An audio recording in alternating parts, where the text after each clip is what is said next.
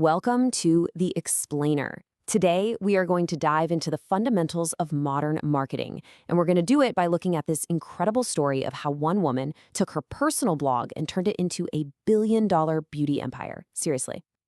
So, let's kick things off with a story that, honestly, perfectly captures the power of marketing today. And I'm not talking about flashy Super Bowl ads. This is all about connection, and more importantly, community. Okay, so meet Emily Weiss. Now, she was working at Vogue, which meant she had this front row seat to the beauty routines of, the world's most influential people. So back in 2010, she decides to start a blog called Into the Gloss to share all those insider secrets.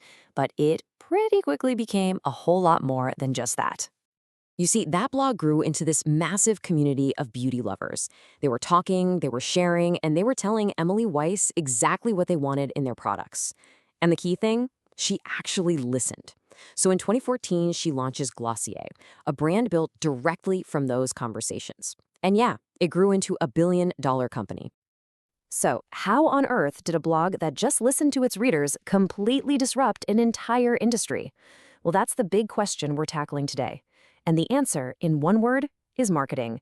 But probably not marketing in the way you're used to thinking about it. Let's break down what that really means. All right, so to really get what made Glossier this huge success, we first have to clear up a really common misunderstanding about what marketing even is. For the longest time, when people heard marketing, they just thought of selling and advertising, pushing a product onto people whether they wanted it or not. But the modern view, it's completely flipped. Now it is all about helping the buyer buy. It's a huge shift towards understanding what a customer actually needs and then creating real, genuine value for them. And if you want the official take, here's the definition from the American Marketing Association. I know it sounds a little academic, but look at the keywords here: creating, communicating, and delivering value. See? It's a much, much bigger deal than just, running an ad on TV. So this whole modern customer-first idea of marketing, it didn't just pop up overnight. Nope. It actually evolved over more than 100 years of business. Yeah, marketing has really gone through 4 big eras. It kicked off with the production era, where the only thing that mattered was making a good product. Then you had the selling era, which was all about mass advertising. That led into the marketing concept era, and finally where we are today, the customer relationship era.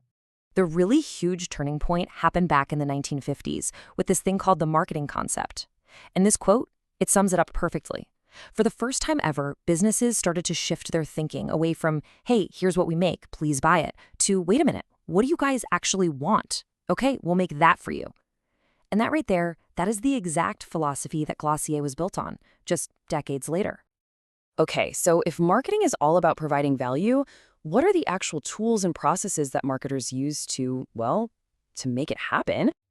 Well, the foundational toolkit is something called the marketing mix, or what pretty much everyone calls the 4 Ps. Think of it like a recipe every marketer uses. You need the right product at the right price, available in the right place, and you got to talk about it all with the right promotion. But here's the thing, the 4 Ps don't just happen in a vacuum. They're the end result of a whole strategic process that starts way, way before a product ever launches. It all kicks off with finding an opportunity, and this is absolutely crucial, doing your research. You don't just guess what the right product or price is supposed to be. And that research follows a pretty clear 4-step process. Think about it. Emily Weiss's blog was her research. Step 1, she defined the opportunity, this need for simpler, more authentic beauty. Step 2, she collected data from literally thousands of comments. Step 3, she analyzed all that data for real insights. And step 4, she implemented the solution, which was Glossier. See? It's about being deliberate, not just being creative. So all of this research leads us to one of the most important ideas in all of marketing. You absolutely cannot be everything to everyone. Success is all about finding your specific audience. And the name for this is market segmentation. Basically, instead of trying to sell to the entire world, which, let's be real, is impossible, you divide that huge market into smaller, much more manageable groups of people who have similar characteristics or needs. And marketers have a bunch of ways to slice and dice the market. They can do it by geography, or by how people use a product, or even by the specific benefits they're looking for. But 2 of the most powerful methods you'll hear about are demographic and psychographic segmentation. So let's be super clear on the difference here because it's important. Demographics, that tells you who your customer is, things like their age, gender, income. And that's useful for sure, but it's kind of surface level. Psychographics, on the other hand, go way deeper. They tell you why people buy. What's their lifestyle? What are their values, their personality? That's where you find the really game-changing insights. And this brings us right back to our story about Glossier. See, Emily Weiss didn't try to sell to every single person on the planet. Through her blog, she got to deeply understand the psychographics of her community. She knew their values, their desire for a more natural look, and their huge frustration with the old-school beauty industry. She didn't just find customers, she found her people.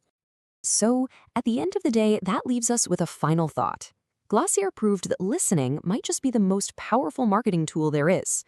So as we look to the future, in this world that's just jam-packed with brands all screaming for our attention, the real question is, who's going to be the next to truly listen? And how are they going to connect with us?